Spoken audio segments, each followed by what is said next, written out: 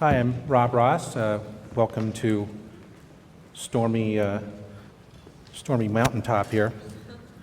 I've been taking a look at the DAC and SAC bylaws to make sure that they're updated to reflect the requirements of a couple of pieces of legislation, most recently Senate Bill 191, and making sure that there's clarity there and some congruence between DAC bylaws and SAC bylaws.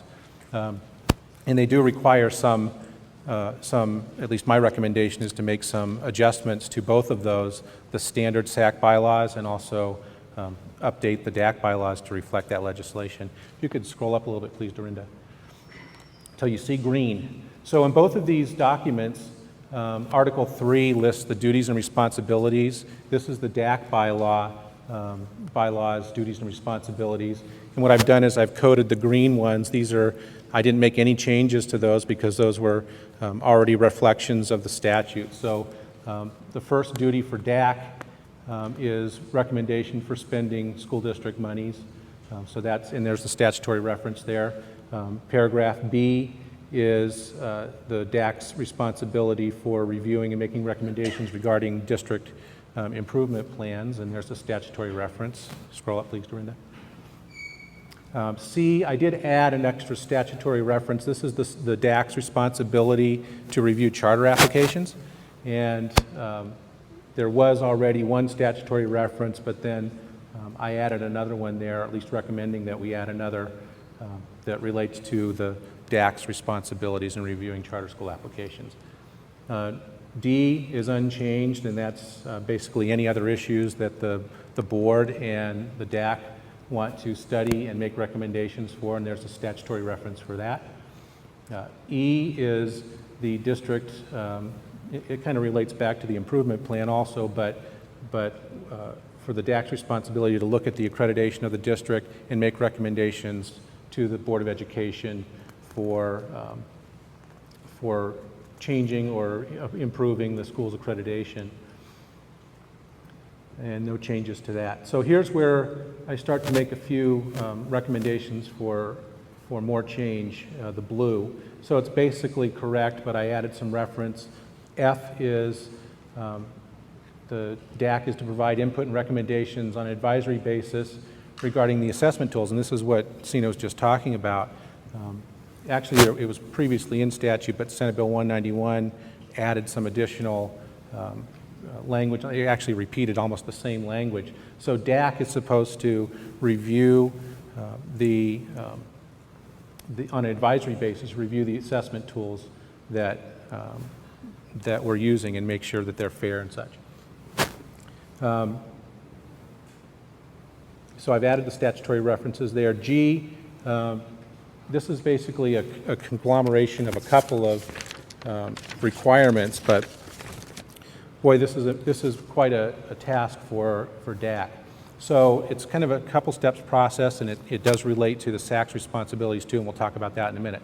So what DAC needs to do is take input from each SAC regarding the evaluation of the school's principal. So this is process. This isn't like a SAC or a DAC can't be an evaluator of a principal, but they can provide input into the process. What kinds of things do we want the district administration to consider in evaluating the principal on our local level?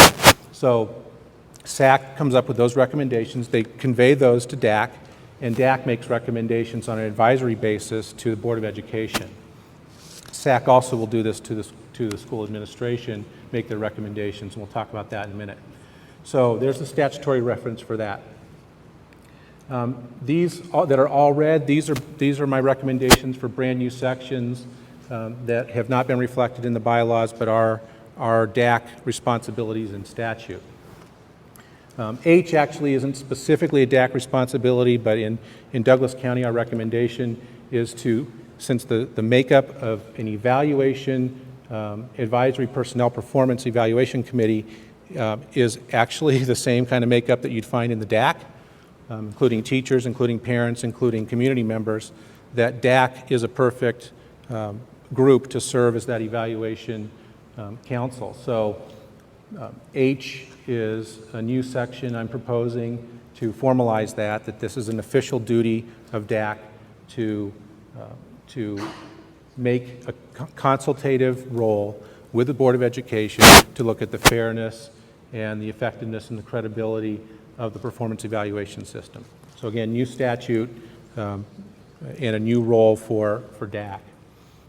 I is another new one, and there's a statutory references for it, and that's actually it's a new section, but it's not a new responsibility. It was just never reflected in the DAC bylaws. DAC is supposed to provide input to the Board of Education on the schools, on the school district's discipline code. So that's been happening. It's just now I'm recommending that it's formalized in the DAC bylaws.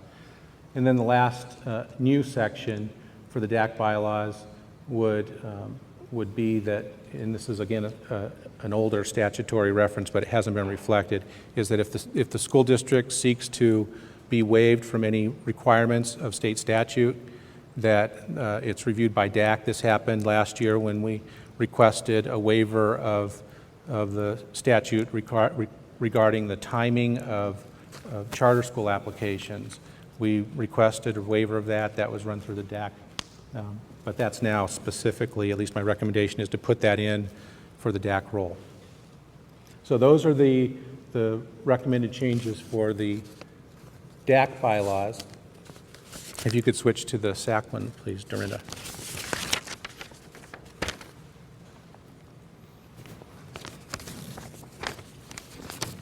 So the intent here was to get congruence and also statutory compliance, and so it's clear what the roles of each body are. Again, scroll up till you see some green in Article 3. Okay, so there's the responsibilities of the SAC that are in the current model bylaws for SACs. A1, that's the SAC's responsibility to work on the Unified Improvement Plan for each school. That's not specifically in statute, but it's related to other improvement plan statutes. That's something that SACs have always done here, and we've got that memorialized. Number 2 is definitely a statutory requirement, and that's the recommendation of each SAC to make to the school principal on the spending of school funds. And there's a statutory reference for that. And then the SAC is supposed to send those to the DAC and the Board of Education. 3 is a review by SAC. And again, this is a statutory obligation, a review by SAC on whether the school's leadership is helping the school make progress in its improvement plan. And there's a statutory reference for that.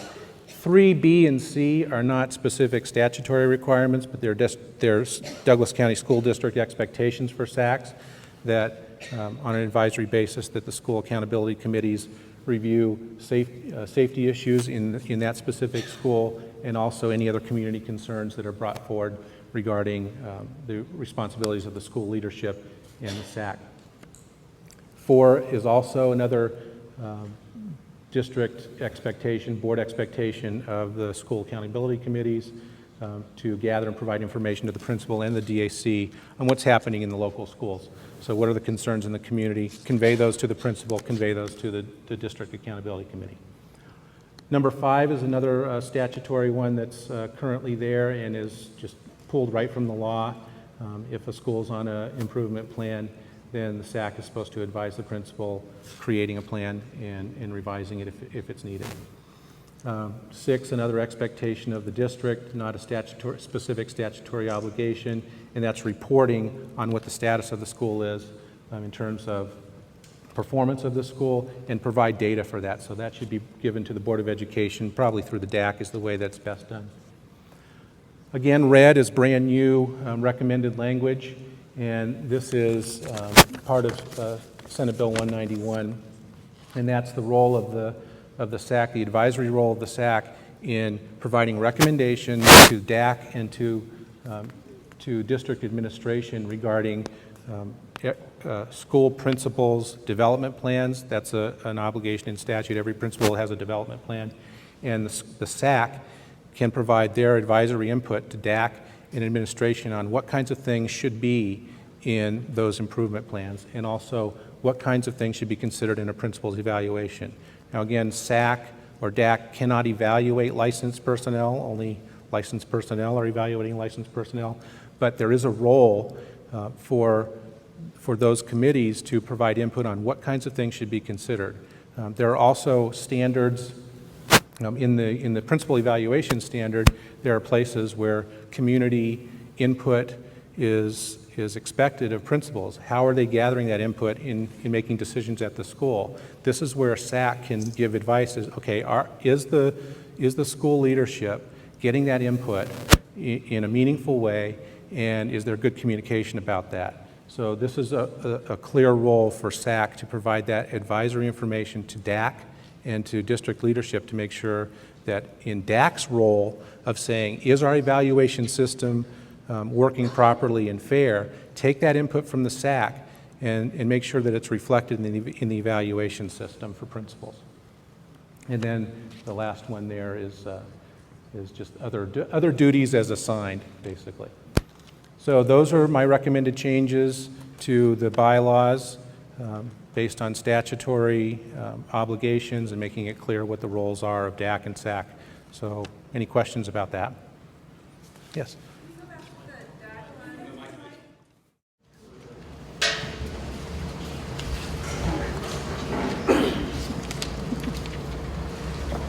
I just wanted to go over, I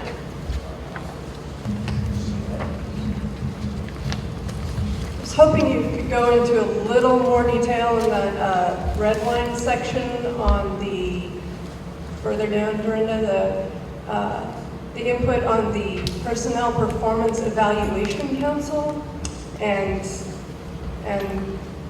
how, in that DAC is essentially an appointed body. Can you describe that in a little more detail? Because I'm not familiar with the Personnel Performance Evaluation Council, and I'd just like to know a little bit more about that. Okay, so the Personnel Performance Evaluation Council is an offshoot of Senate Bill 191, and it's a vehicle for providing advisory information on the evaluation system. The makeup of that body in the statute requires teachers, parents, and parents with students and community members that may not have students, same as DAC. So, and the statute also says you can use an existing committee as long as it has that makeup. So that's what the proposal is to have DAC perform that role, and that language is pulled right from the statute as to what their role is. It's consulting with the school board as to the fairness, effectiveness, credibility, and professional quality of the licensed personnel performance evaluation system, its processes and procedures, and conduct a continuous evaluation. All that needs to be, I see the typo there, of said system. So that's the statutory role for this council, and I can see that taking up some time with DAC. And it may be that DAC wants to have a subcommittee for that. That's a possibility. That's a DAC decision. That almost seems like a job all in itself. That could take a committee's time for, I mean, I have served on DAC. I know exactly how much time just the other statutory requirements take up as far as the things that need to be done with improvement plans and working through all the other things that the board asks DAC to do. And that seems like a gigantic piece to lay in DAC's lap, in addition to, I mean, rather than having it as a separate committee. And again, that could be a DAC decision to form a subcommittee for that. That they would appoint separate members or appoint their own members? Well, as long as the membership of, well, if DAC is the official advisory committee, then they can, my advice would be to make sure the subcommittee is reflective of the same membership that the statute requires, but the DAC could be the overall recommending body based on the recommendations of a subcommittee that does the in-depth study of this. And it may be that, like you're saying, if it becomes that much of a burden, that this can be revisited, but this is the recommendation now. I can see that it could be a big chunk to bite off. But then they're also recommending additional people. It just seems like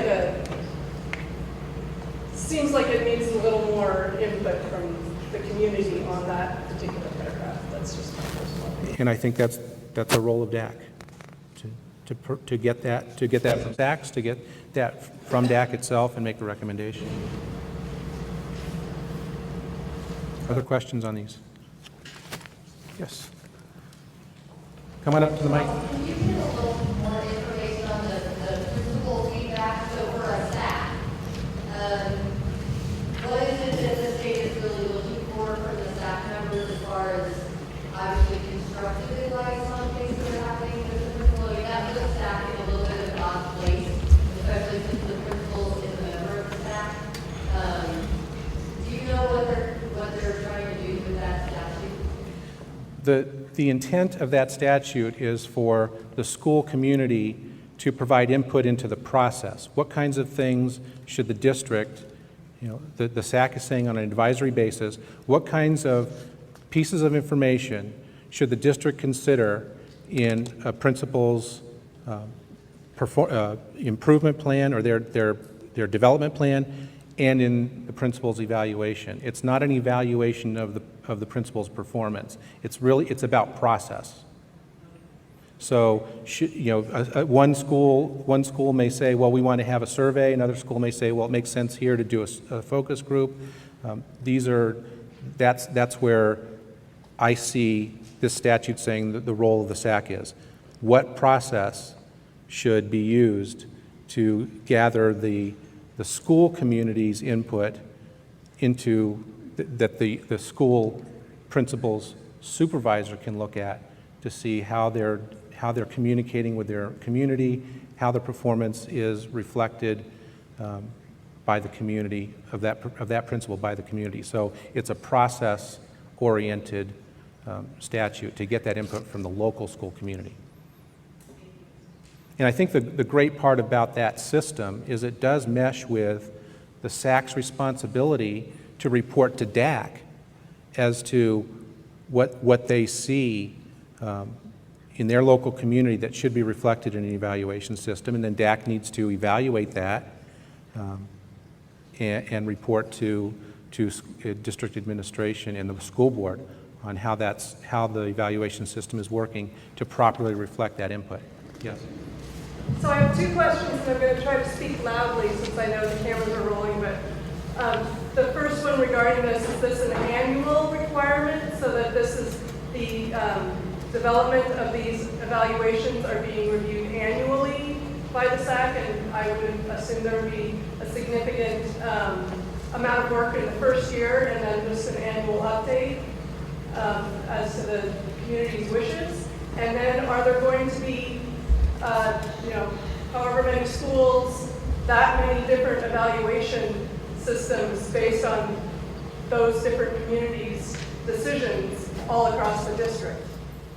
The first part of the question with the annual, well, the statute talks about continuous. That seems like you said, a full-time job. I think annual is a good way to do that, especially now where it's a fairly new system, new across the state. You should take a look at how it's performing after 1 year and then see what adjustments are recommended, see how it's performing the next year. I think and then, like Sina said, there are also some interim evaluations. If we can get data from that, there could be a role to, okay, how is it looking now? But annual seems like a reasonable, when there's no other language in the statute to say what the periodic time is to review it. Annual makes sense, a school year basis. I'm sorry, the second part of the question was? Are there going to be 100 and some odd different evaluations across the district because the community puts a different set of criteria for their principal? There shouldn't be different evaluations. There may be different methods of gathering data. So one school may think that a survey of this kind is the way to go, or there are other ways to get information about the community's perception of the school performance. The evaluation will be the same. How you get, just as with teacher evaluation, there are multiple ways of gathering data, a body of evidence, as they talk about, to inform the teacher's evaluation. Same with a principal. There are multiple ways to do that. It could be different from one school to another. The evaluation will be the same. The information gathering and the data that informs that may be different. Which makes that DAC job even bigger. Probably.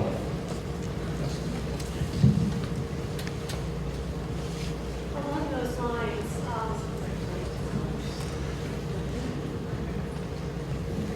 better? Yes. I heard you the first time.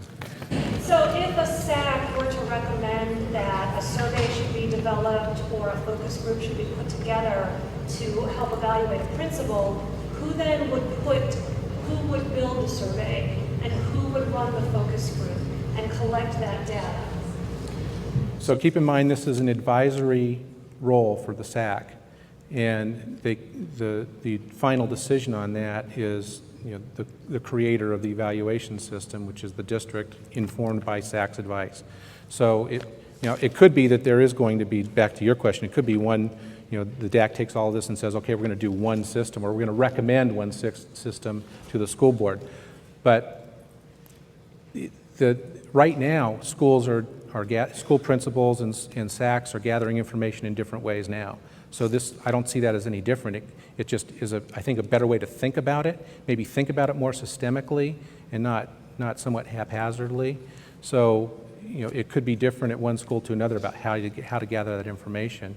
But it also may be that the recommendation after reviewing this is that there's one great way to do it, and schools would be well advised, or the district would be well advised to use one type of system. It's just that each school community is different. It could be different at the elementary school. It could be different here than it is across the street with the high school.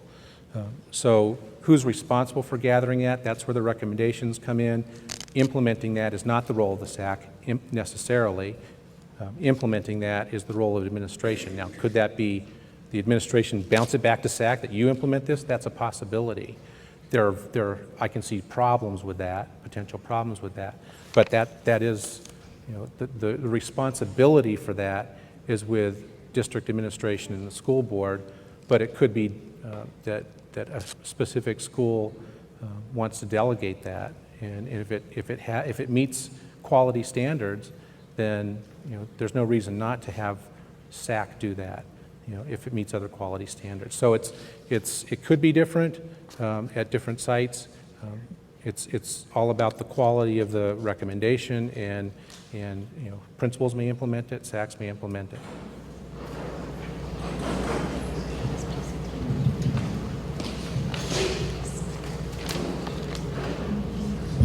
Is it on?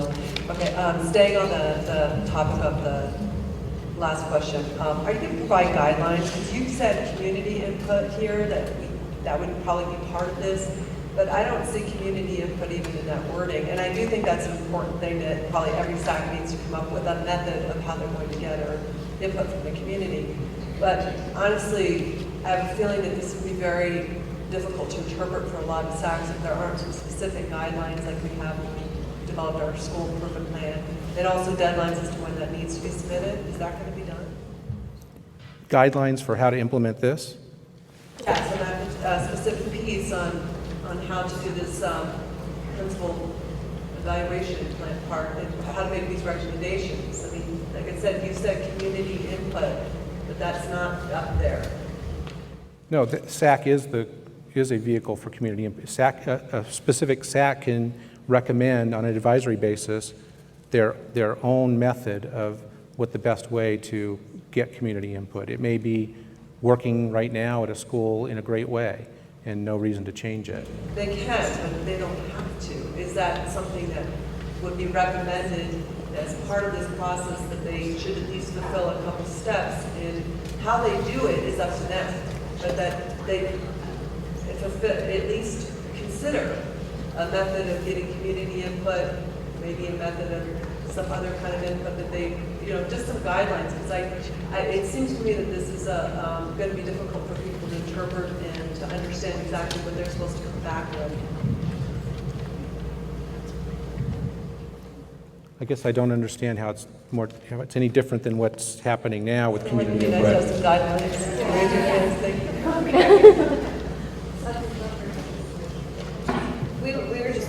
there, and I was talking to Heidi Tackett, and what we're going to do in the next couple months is we're going to have guidelines and deadlines for all of this. So the budget priorities will have a deadline, the input for the principal evaluation will have a deadline, and we're going to try to form a subcommittee to gather all these things. So the information that we're getting from all schools is not so hugely different. It's kind of like a priority list. So we're going to be working on that the next month or so. Well, that's great, since the obligation is to report to the DAC. Having DAC give a deadline will be helpful. On the DAC side, I see that on I guess list F, it talks about the DAC to review assessments for the district, but I don't see anything on the SAC side specifically stating anything about standard 6 or the balanced assessment approach that the SAC can be in an advisory role with the school about what assessments are being implemented at that school level. Is that something that can be added so that it fits with what then the DAC has to do? Because it's not specifically stated the SAC's role with standard 6 and BAS. I mean, that's certainly something that could be proposed, to have SAC input into that. That's not a statutory requirement. Okay. So I was looking for statutory compliance here. But that's certainly, that sounds like something worthy of discussion, and considering what Dr. Morgan was talking about, there is some local, school input into that. Then It surprises me that it's not a requirement. well, and also consider that the part of the principal's evaluation is how they get input into their decisions on a school basis. So Kind of embedded maybe within the principal evaluation piece a little bit. I would say that it is, but I think your point is worthy of discussion as to what, is there a role for SAC in that? I don't know that there is, except to make sure that SAC can make recommendations. Is my school leadership getting input from the right folks into all the areas of performance of the school, not just standard 6, but all areas of performance of the school?